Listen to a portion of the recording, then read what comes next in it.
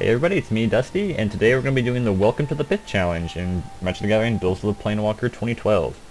And this, frankly, I think is kind of an unfair challenge because it uses a mechanic that unless you've been in Magic for a while, you don't really know. It's called Block Sacrifice or Block Sacking.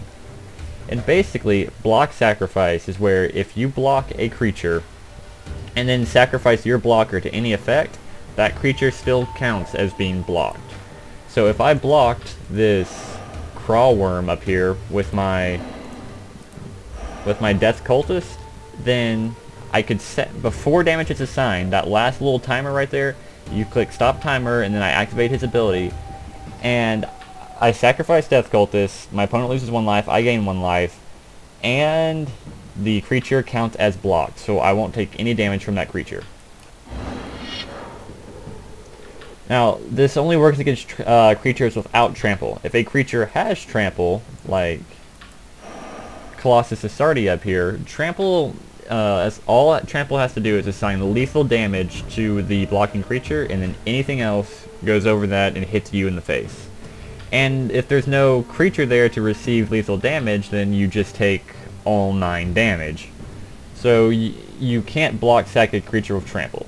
But it's still a really handy mechanic nonetheless, but it's kind of counterintuitive, so a lot of people, unless you've been in Magic for a while, you don't really know that you can do that. It's just not something you pick up on. Now, once again with this challenge, you need to look at everything on the field, including enchantments. Because you happen to have an enchantment called Mortal Combat. At the beginning of your upkeep, if 20 or more creatures are in your graveyard, you win the game. Well, it looks like you have a pretty thick graveyard over here, and if you count it all out, I'm not going to do it, you should have roughly 15 creatures in your graveyard. And if you look on the field, you have 5 cards in play.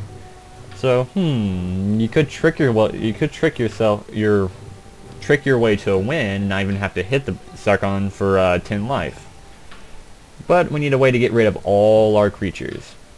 That's where Block Sacrifice comes in, because we have a way to get rid of creatures. We just sacrifice stuff to a Blood-Thrown Vampire, and every time you sacrifice something to it, it's +2/+2 in a turn, so we can actually pump it.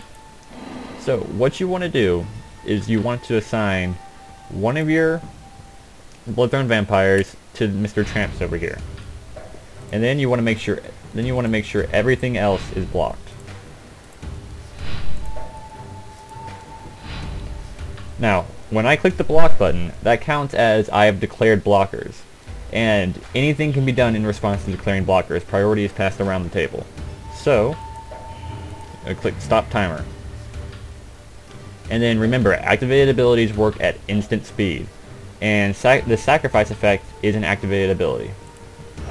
So you want to start sacrificing creatures to Blood-Thrown Vampire. And be careful, because that timer can run out on you if you take too long, and then you're caught with your pants down. So, sacrifice him. Stop timer. Sacrifice him. Stop timer.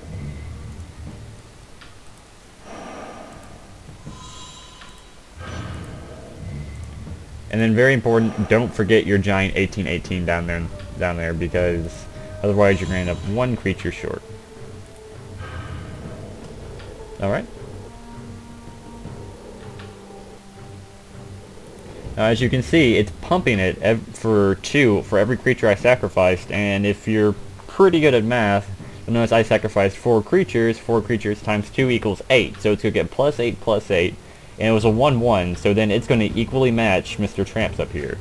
And so we're going to take no damage from that, and as you'll see, these still count as blocks, so I'll take no damage from them.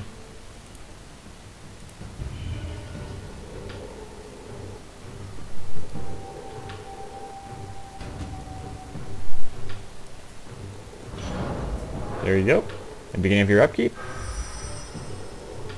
Mortal Kombat triggers, and you've won the game.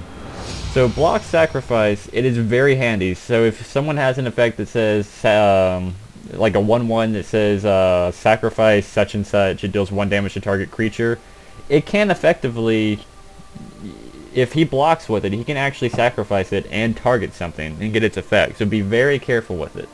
Or you can actually use that. It's a very handy ability. Just remember, it doesn't work against trample, so if there's still a trample creature out there, be sure you block him for all of his power. Otherwise, you're going to take a lot of you're going to take full damage from him. All right, that's all for now.